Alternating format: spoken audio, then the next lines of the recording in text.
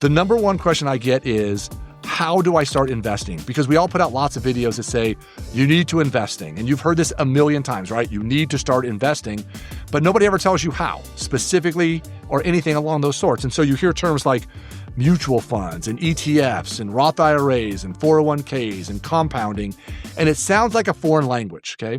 But here's the truth. You don't need a finance degree. What you need is a plan, not perfection.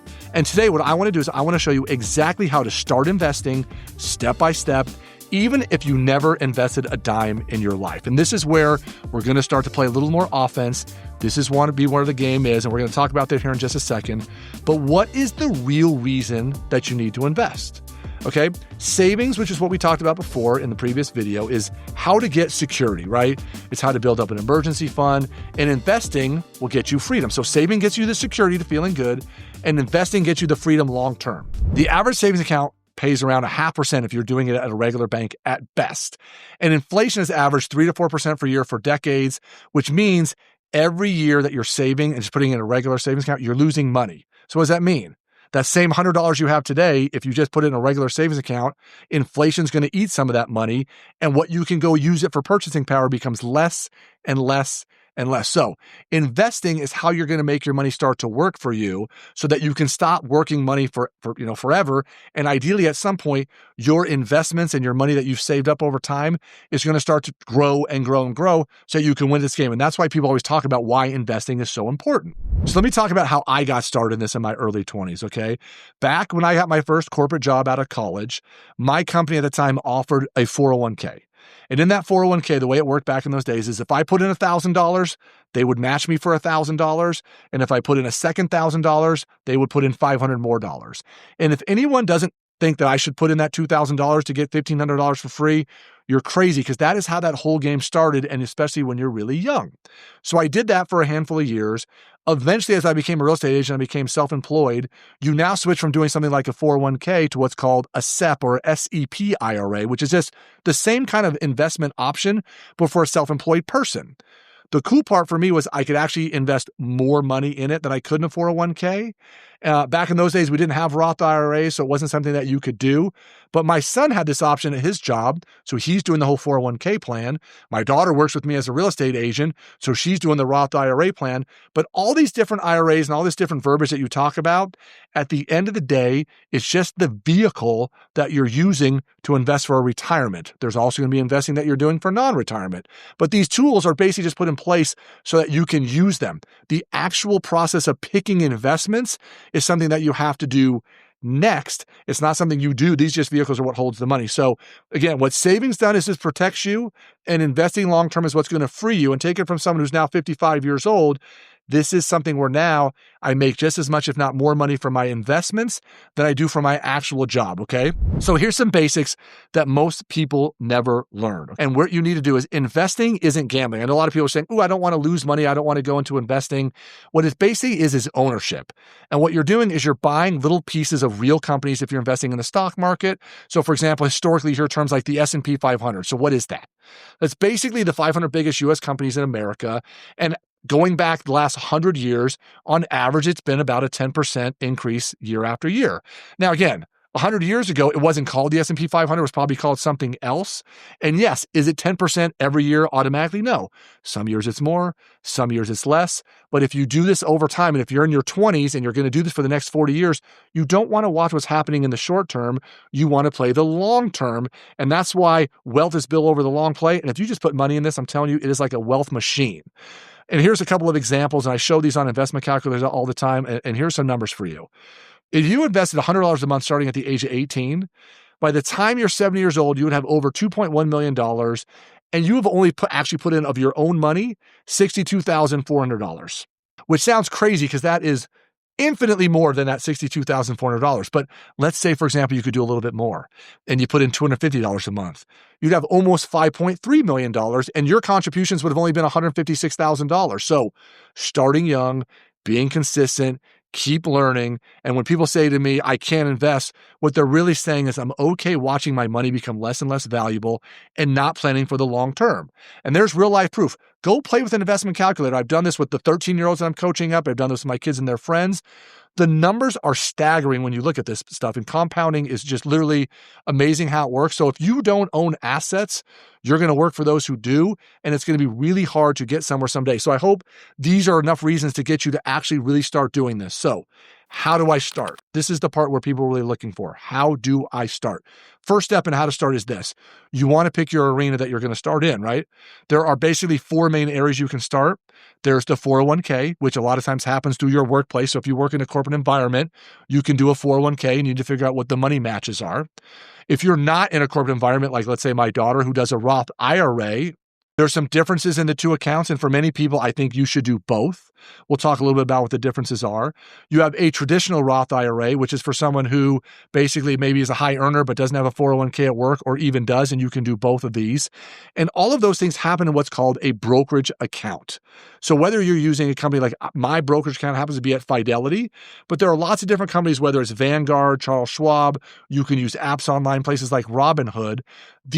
The brokerage account is where it's housed, and then all these IRA accounts, or for lack of a better word, non-IRA accounts, is where you're actually doing the investing. So in my account, I have retirement accounts and non-retirement accounts. And what's funny is I'm invested in the exact same assets. It's just one is long-term that I can't get to, and the other is money that if I really wanted to sell some of those assets, I could get to.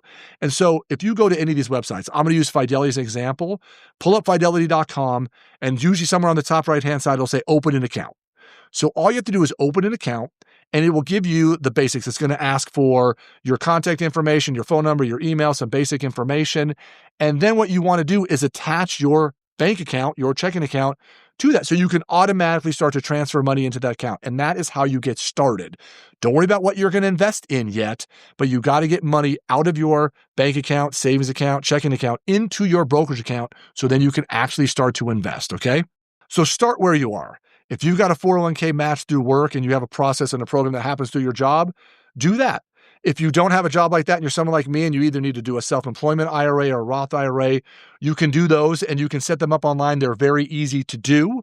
There are some pros and cons and some benefits to each of those, which we can talk about. But opening these accounts is simple and easy. And if you have access to a 401k, I don't care what anybody says and they want to talk negatively about those because sometimes the fees are higher or the access isn't as great to as many investments. You're going to get 100% free money if you get the match. You have to do that as a minimum, okay? Step number 2, choose your place. So you want to forget stock picking, forget crypto lottery tickets. You're not trying to get rich quick. And those are investments and things that we could do later. What you're doing now is you're trying to set yourself up to get rich for sure. And these tools are the get rich for sure things, okay? So this is your core play. This is what we want to invest in. And you heard people talking about index funds.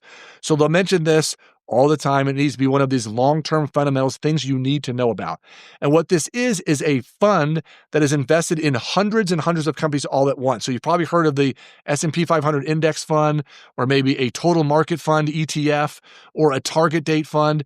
These are funds that are like teams of funds that over time, they just own like a whole league. Like if you had a basketball league, it's like you're investing in all the teams and not just one team. So if you do a simple search, like at Vanguard, their ETF, S&P 500 is called VOO. At Fidelity, they might have a zero total market index fund and it might have a different ticker symbol. At Schwab, the S&P 500 index might be called something else. But each one of these places that you can go to has their own version of either an S&P 500 index or a target date fund, which a target date fund is, let's say you're 25 years old and it's 2025 and you decide I'm going to retire in 2065. You can buy a target fund that's a 2065. It will allocate your funds in a way that makes the most sense for a 25-year-old versus someone like me that's a 55-year-old. And the key to all of this is not trying to time the market. I see people watching the market and bouncing up and down. And in 2025, the market has been all over the place, right? You've seen days where it went crazy up and days when it went crazy down. Here's the key. It's not timing the market. It's time in the market.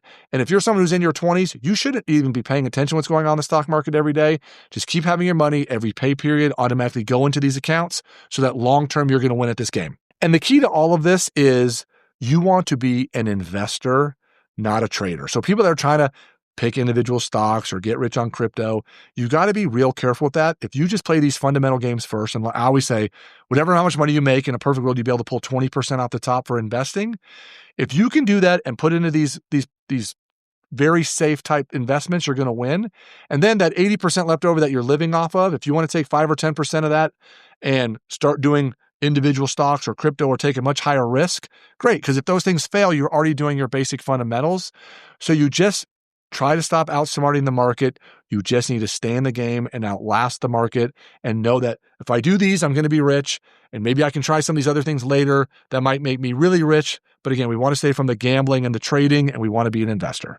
So step number 3 in this process is we want to set it up to do automatic contributions. And this is the part where most people quit and they say, I'll invest when I have time, or I'll invest when I remember, or they don't automate the process. If you just set up where every payday, these things happen, right? 25, 50, $100, whatever it is that you want coming off the top. Ideally, it would be more than those numbers. Great, but we have to start somewhere. And what this is called is dollar cost averaging. Just means money's going in every 2 weeks. It's going to your investments automatically. And it's like buying more shares when they're cheap. It's buying fewer shares when they're expensive. But over the long term, you're going to win if you just automatically just keep buying, and just let these things happen long term. And it's the system that builds wealth, not spurts, not big chunks here or little chunks there, or not doing anything for a long time. You just want to continue to grow and continue to go in there. And the key at all of this is stay in the game. Every market time the market crashes, or there's a day you see the headlines that say the market, worst day in history, don't budge. Because if you invested right before 2008 and you never sold, your money would be up almost 4 times today. And the market over the long haul has always recovered. It has happened every single time. And the people that got scared and pulled their money out, I watched it in housing, I watched it in investments. Those are people now that are looking back saying, oh my God, I wish I would have never pulled my money out of these investments. Just leave it in there and don't let the news and all these things scare you. Just put money in, and honestly, sometimes lose your password. Like, don't go and look in your accounts all the time, because that's where people make these huge mistakes, okay? Patience is profit. Just remember that. Just have patience. So what do we want to expect from here? What would investing regularly show you? You're going to start to feel the growth. And I know at first it feels slow, but compound interest is sneaky. It takes time. And I know those first 5, 10, 15, 20 years, it doesn't really feel like you're winning. But there's a reason that Albert Einstein called it the 8th wonder of the world. The guy who understands it is going to earn it, and the guy who doesn't pays it. So stay consistent. And whether it's 5 years, 10 years, 20 years, play with those investment calculators. You're going to see you're going to be hitting 90% of the people your own age, because compounding it's an amazing feature. So you have to just let it happen and don't fall off the path. Okay. So here's the challenge. Again, we want to do the same thing like we did a week ago. I want you to open an investment account. So you need to get a brokerage account. I don't care what company you do it. I just do it at Fidelity. I get nothing for saying that, but do whatever one you want and then set up an automatic payment. So whether it's $25, whether it's, an index fund, basically find something that's the S&P 500 or something along those lines. And if you're really nervous at first and you're not sure what to do, just put it in a money market account. A money market account at a brokerage firm is basically the same thing as a high yield savings account. And what you don't want to be is a spectator. You want to be a player in this game. So we're going to go more in detail on some of these things and more detail in the actual investments themselves. But it's that simple, and that is how easy it is to start. So subscribe to the channel, because we're going to show you how to get this process going. And if you're someone who happens to be in debt or isn't sure where to start, we're going to talk more about how to build up that emergency fund, how to build up more of that savings, and also, again, start this investment process. These are these basic fundamentals you just have to know.